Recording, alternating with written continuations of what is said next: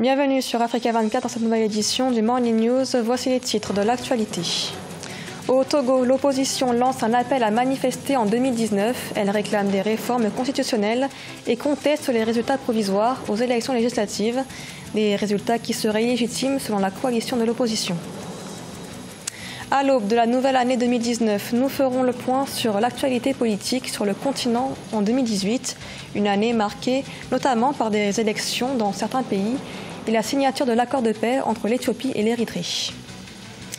Et puis, bilan économique de l'année 2018 au Tchad, le pays a mis en place des réformes économiques et financières pour sortir le pays de la crise et faire face notamment à la baisse du prix du baril de pétrole sur le marché mondial.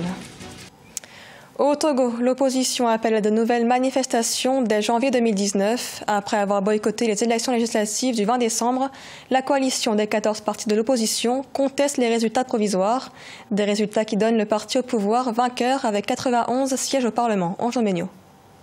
L'opposition togolaise annonce une nouvelle phase de mobilisation après avoir boycotté les élections législatives. Selon elle, les résultats provisoires ne sont pas représentatifs de l'Assemblée nationale. 59 sièges sur 91 pour le parti au pouvoir, Union pour la République. L'opposition togolaise prévoit ainsi une série de manifestations à partir du 12 janvier 2019. Ce grand mouvement aura pour principale mission de lutter pour obtenir des réformes constitutionnelles, institutionnelles et électorales avant l'organisation d'élections démocratiques et transparentes, la libération des personnes arbitrairement détenues, le retour des réfugiés et la levée de l'état de siège dans plusieurs localités ainsi que l'arrêt de la destruction des biens et l'enlèvement des citoyens, des autorités religieuses et des leaders d'opinion. Le parti au pouvoir, de son côté, balaie de revers de la main ce nouvel appel de l'opposition togolaise. Selon ses responsables, il s'agit d'un schéma du déjà vu. Ils s'en remettent pour leur part aux institutions de la République pour faire respecter la loi. Effectivement, les enjeux, il faut le reconnaître, ils ne sont plus les mêmes. Visiblement, la coalition sort affaiblie de cet épisode et certains de ses responsables le reconnaissent. Donc aujourd'hui, concrètement, l'enjeu et qui constitue en quelque sorte aussi le souffle qui maintient la coalition, c'est ces réformes. Et tant qu'elles ne seront pas opérées, la coalition aura toujours un argument pour appeler la population à manifester. Selon les résultats provisoires des élections législatives, le parti au pouvoir arrive en tête avec une large majorité. Le président des forces de changement, Gilles Chris-Olympio, devient le nouveau chef de file de l'opposition avec 6 sièges obtenus à l'Assemblée nationale. L'année 2018 s'achève dans quelques jours, l'occasion de rappeler les faits marquants de l'actualité politique sur le continent. Une année marquée notamment par la signature de l'accord de paix entre l'Éthiopie et l'Érythrée ou encore la tenue d'élections dans certains pays. On fait le point avec Cheikh Omar Bandogo. À l'orée de l'année 2019, l'actualité politique en Afrique se résume principalement à l'élection présidentielle qui doit se tenir ce 30 décembre en République démocratique du Congo.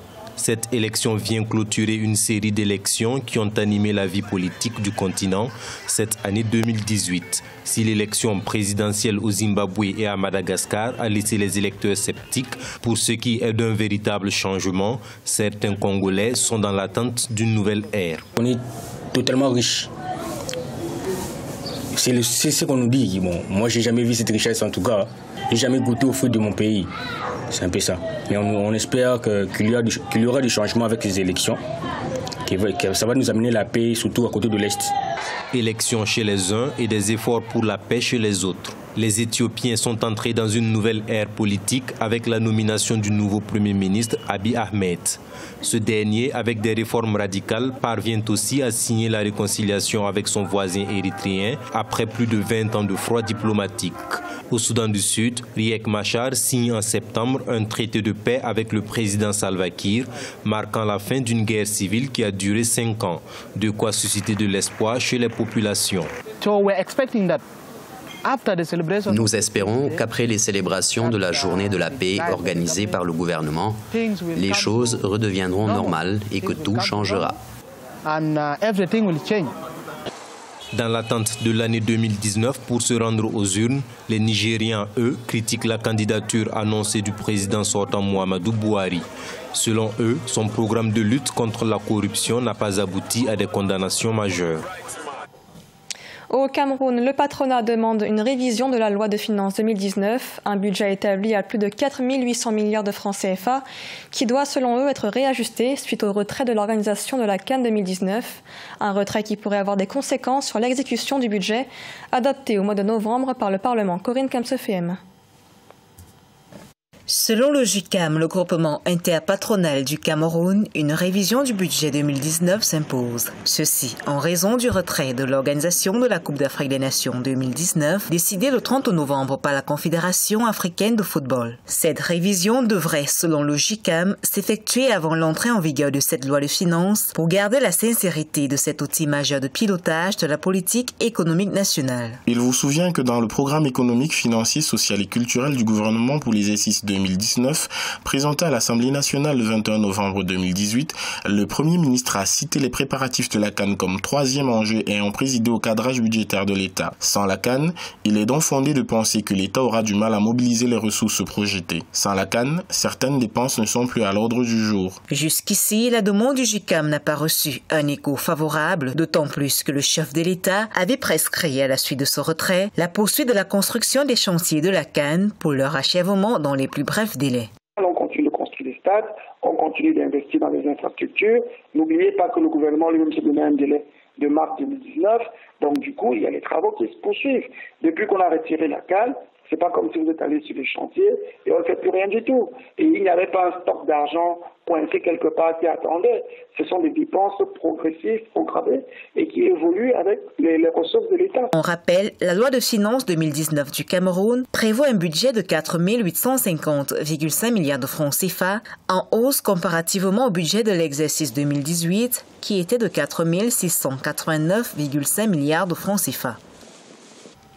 Au Tchad, 2018 a été marqué par la mise en place de réformes économiques et financières, des mesures d'austérité pour sortir le pays de la crise, ainsi qu'un programme de diversification de l'économie pour faire face à la baisse du prix du baril de pétrole sur le marché mondial. On fait le bilan avec Mahamat Ramadan et Neile Claudé Bessa. Au Tchad, sur le plan économique, l'année 2018 a été marquée par la concrétisation des mesures d'austérité pour sortir le pays de la crise économique et financière, notamment la suppression et la fusion de certaines institutions pour réduire les dépenses publiques, la révision du fichier de la solde des fonctionnaires et l'augmentation des taxes sur les revenus des personnes physiques. Mais pour faire face à la pressante et étouffante conjoncture, le gouvernement a conçu toute une panoplie de mesures jugées pertinentes et nécessaires. Nous admettons volontiers que certaines mesures ont été prises et influent sur le quotidien de nos compatriotes, mais il s'agit bel et bien d'un sacrifice collectif à faire pour sortir de cette situation très éprouvante et saisir le futur avec espoir et sérénité. À côté des mesures d'austérité, 2018 a été aussi l'année de la mise en œuvre du programme national de développement basé sur la diversification de l'économie pour faire face à la baisse du prix du baril de pétrole sur le marché mondial et le ralentissement du commerce transfrontalier lié à l'insécurité. Le travail qui commence doit arriver à terme.